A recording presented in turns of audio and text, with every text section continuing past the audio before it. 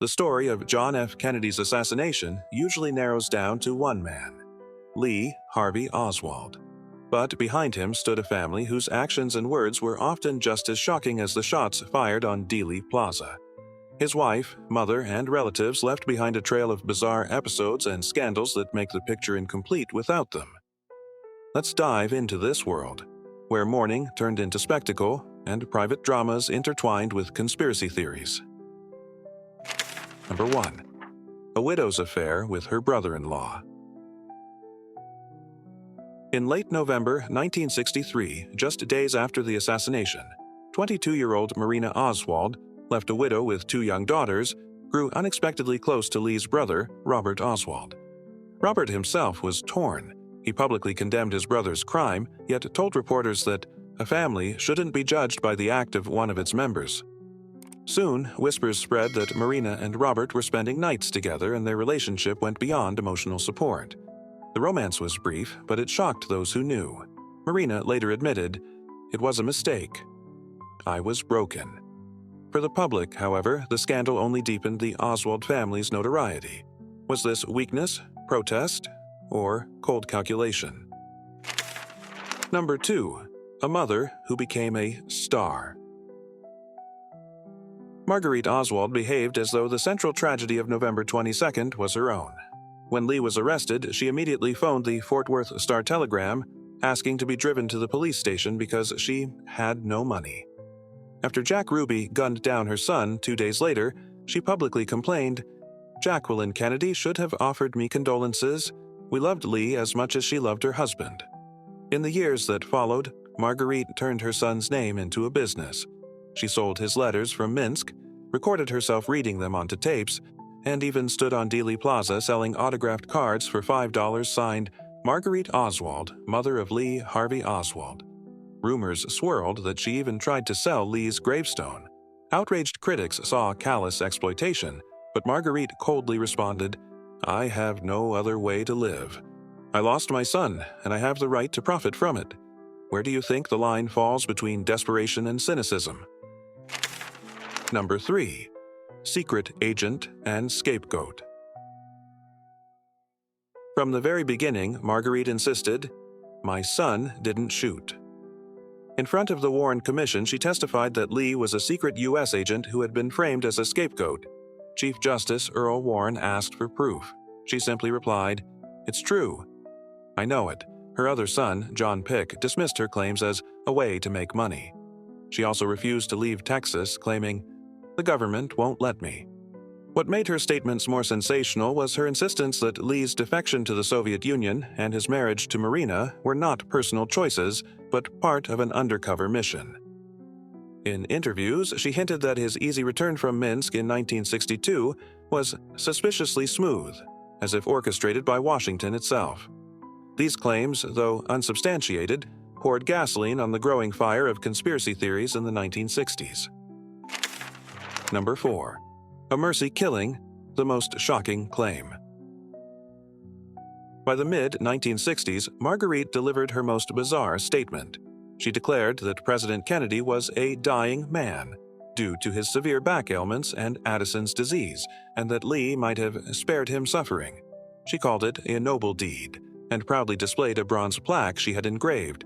Lee Harvey Oswald, even after death, did more for his country than any other living man. When she held up the plaque, reporters said it looked like something presented to a decorated war hero. One New York Times journalist wrote that never before had a mother turned her son's funeral into her own manifesto. On November 25, 1963, at Lee's funeral, she read the phrase aloud before cameras. The mourners stood in stunned silence as the mother of the alleged assassin transformed a burial into a performance of self-justification.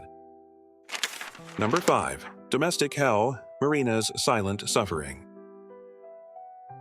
Life with Lee was brutal.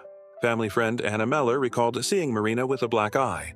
At first, Marina claimed she had bumped into a door, but then confessed. Lee had struck her. He forbade her from learning English, controlled all money, and isolated her from friends. In November 1962, after a violent quarrel, Marina fled with their daughter and stayed for weeks with friends in Irving, Texas. Another friend, Ruth Payne, remembered, She was afraid of him, but she couldn't leave for good. Even Lee's mother knew of the beatings but did nothing.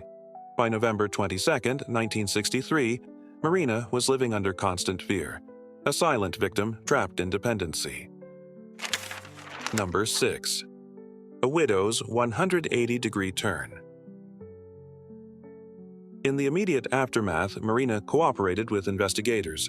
Her testimony that Lee owned the rifle and practiced shooting was crucial to the case. Yet by the 1990s, her views had shifted dramatically. In 1996, appearing on The Oprah Winfrey Show, Marina stunned the audience by saying, "I don't believe Lee shot the president. He was a victim of a conspiracy." The studio erupted in gasps and applause as Marina continued, "I cannot live with the thought that my husband was a monster. He was a pawn."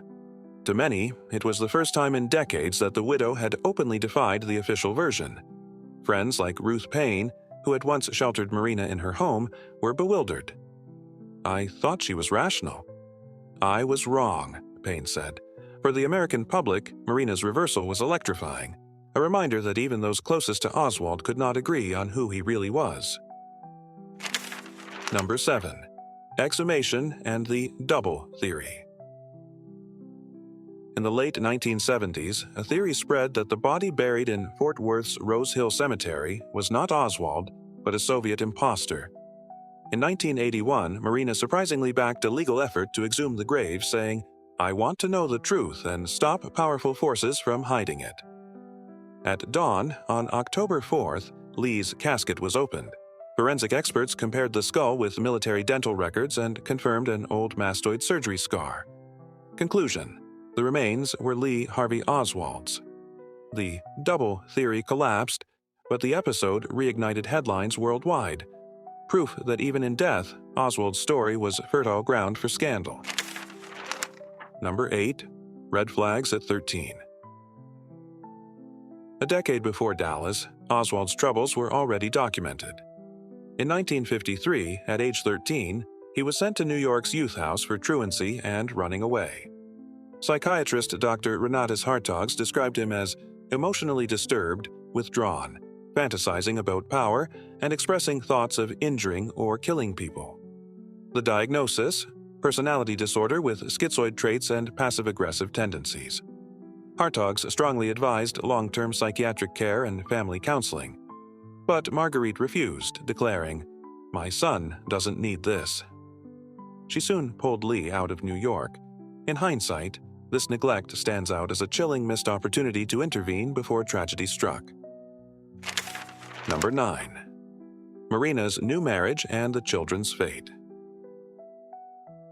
On June 1, 1965, Marina married neighbor Kenneth Jess Porter, an electronics engineer.